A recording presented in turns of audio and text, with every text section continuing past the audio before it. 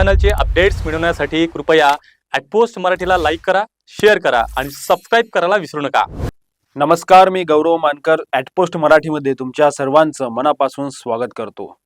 12वीच्या paper फुटी प्रकरणी SIT स्थापन झाल्याची बातमी आलेली आहे।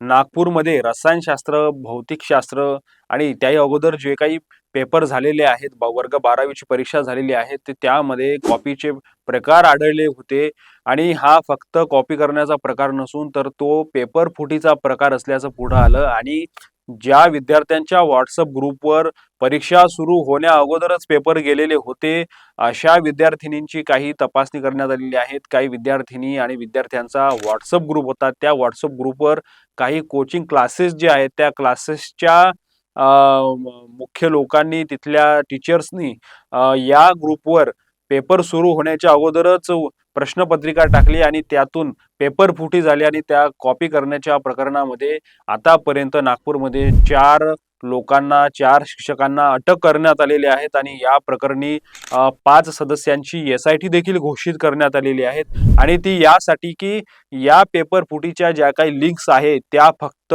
तेवढ्यापुरत्या मर्यादित आहे की याची व्याप्ती मोठी आहे हे तपास करण्यासाठी SIT गठीत करण्यात आली आणि अशी देखील शक्यता वर्तवण्यात येते की या पेपर फुटीची लिंक हे विभागीय शिक्षण बोर्डापर्यंत सुद्धा जाऊ शकते, कारण ज्या लोकांना अटक करण्यात आलेली आहे त्या लोकांचे सरळ कॉन्टॅक्ट हे बोर्डामध्ये आहेत, विभागीय बोर्डामध्ये आहेत। जर का बोर्डामधून जे पेपर निघतात, ज्या प्रश्नपत्रिका तयार होतात त्या जर का सुरक्षित नसेल तर विद्यार्थ्यांनी कशासाठी अभ्यास करायचा आणि यामध्ये जर का कॉपी करून किंवा पेपर फुटीच्या माध्यमातून जर का मोठ्या प्रमाणावर टक्केवारी मिळवत असतील आणि खाजगी ट्युशन क्लासेसचे टीचर्स जर का अशा पद्धतीची कामं करत असतील आणि त्यांच्या खाजगी टीचर कोचिंगसाठी ते जर का असं सांगत असतील की आमच्याकडे सर्वोत्तम विद्यार्थी राहत असेल तर यामध्ये विद्यार्थ्यांची फसवणूक होऊन राहिली आहे। या दरम्यानच हे सर्व प्रकरण सुरू असतानाच नागपूरचे माध्यमिक शिक्षणाधिकारी भानुदास रोकडे यांनी देखील एक पत्र काढलेलं आहे आणि या पत्राच्या आधारे त्यांनी सर्व मुख्याध्यापकांना पत्र थांबवलेलं आहे। त्या पत्रामध्ये असं सांगितलेलं आहे की कुठलीही संस्था चालक किंवा मुख्याध्यापक त्या शाळेतील शिक्षकांना सुट्टी झाल्यानंतर आगाऊ वेळेमध्ये शाळेमध्ये थांबू शकत नाही, त्यांना थांबवण्याचा अधिकार नाही। जर का तसं आढळलं तर शाळांवर, त्या मुख्याध्यापकांवर देखील कारवाई करणार।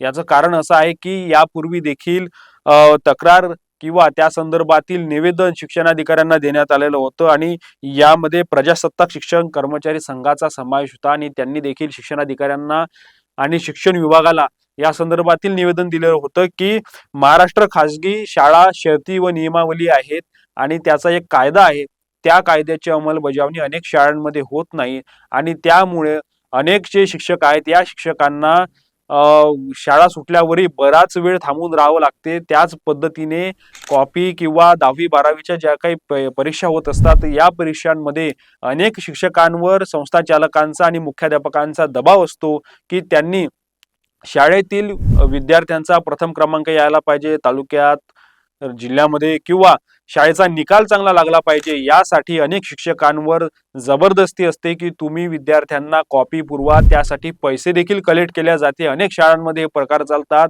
आणि जो पर्यवेक्षक असतो, जो त्याला कंडक्टर असं देखील म्हटलं जातं, त्यांच्यापर्यंत पैसे पोहोचवण्याचं काम, विद्यार्थ्यांना सूट देण्याचं काम, त्याच पद्धतीने जो शिक्षक कॉपी पुरवणार आहे ते त्या शिक्षकांना फ्री हँड देण्याचं काम त्या माध्यमातून होत असतं आणि याची देखील फिल्डिंग सुरुवातीपासून लावण्यात येते आणि अशा पद्धतीनं पेपर फुटी जरी असली तरी पेपर फुटीनंतर कॉपी पुरवण्याचे देखील प्रकरणं भरपूर होतात।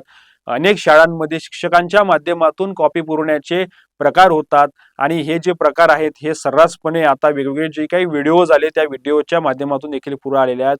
अशातच हे जे काही पत्र शिक्षणाधिकाऱ्यांनी, माध्यमिक शिक्षणाधिकाऱ्यांनी पाठवलेलं आहे, हे पत्र महत्त्वाचं ठरणार आहे। या संदर्भात प्रजासत्ताक शिक्षक कर्मचाऱ्यांनी देखील तक्रार दिलेली होती आणि त्या तक्रार किंवा निवेदन दिलेलं होतं आणि हेमंत गांजरे यांनी देखील त्यांचं नेतृत्व केलं होतं।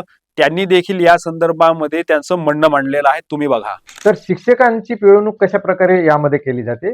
जेव्हा 10वी आणि 12वीची बोर्डाची परीक्षा जेव्हा त्यांच्या शाळांमध्ये होत असते तर मुख्याध्यापक किंवा संस्थाचालक मी सर्व शाळांबाबत बोलत नाही. काही शाळांचे मुख्याध्यापक आणि संस्थाचालक हे विद्यार्थ्यांकडून पैसे घेऊन त्यांना कॉपी पुरवण्याचा सर्रास प्रकार सुरू आहे आणि तो शिक्षकांमार्फत केला जातो. शिक्षकांना त्यांची नोकरी प्रिय असल्यामुळे, त्यांना नोकरी जाण्याची धमकी देत असल्यामुळे अशा प्रकारचे गैरकृत्य हे शिक्षकांकडून करून घेत असतात.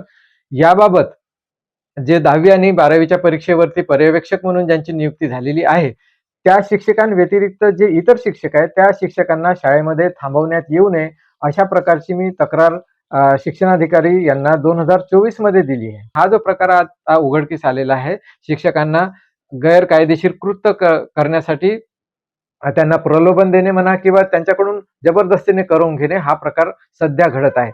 जर ह्या आदेशाची अंमलबजावणी जर शिक्षणाधिकाऱ्यांनी आणि इतर मुख्याध्यापकांनी जर केली तर अशा प्रकारचे गैरप्रकार होणार नाही. तर नियम आणि अटींच्या नुसारच शिक्षकांना वेळेतच सुट्टी मिळाली पाहिजे. त्यानंतर कुठली शाळा शिक्षकांना शाळा संपल्यानंतर थांबू शकत नसल्याचं हे एक पत्र आहे. त्याच पद्धतीने आता 12वीची आणि 10वीची दोन्ही परीक्षा सुरू आहेत. अशामध्ये शिक्षण विभागाने देखील त्यांची जी यंत्रणा आहे ती कडक केलेली आहेत आणि अनेक ठिकाणी छापेमारी किंवा धाड सत्र देखील सुरू केलेलं आहेत.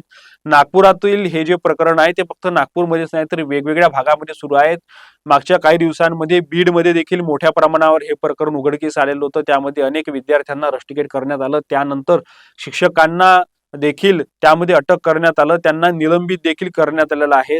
आता हे जे नागपुरातील प्रकरण आहेत आणि जो तपास पथक त्या ठिकाणी नेमण्यात आलेला आहे, त्या तपास पथकाच्या माध्यमातून जर का बोर्डामध्ये जर का कनेक्शन निघाले तर याची लिंक मोठ्या प्रमाणावर असू शकते आणि त्यामुळे याचा परिणाम थेट विद्यार्थ्यांवर होऊ शकतो. त्यामुळे हे प्रकरण कोणत्या वळणावर जातं ते बघणं महत्वाचं आहे. आम्ही शिक्षण विभागाच्या संदर्भातील अशा प्रकारचे व्हिडिओज तुमच्या समोर आणणार आहोत. आमचा आजचा हा व्हिडिओ तुम्हाला कसा वाटला कमेंट बॉक्समध्ये कमेंट करून नक्की कळवा आणि ॲट पोस्ट मराठीला लाईक करा, शेअर करा आणि सबस्क्राईब करायला विसरू नका. धन्यवाद.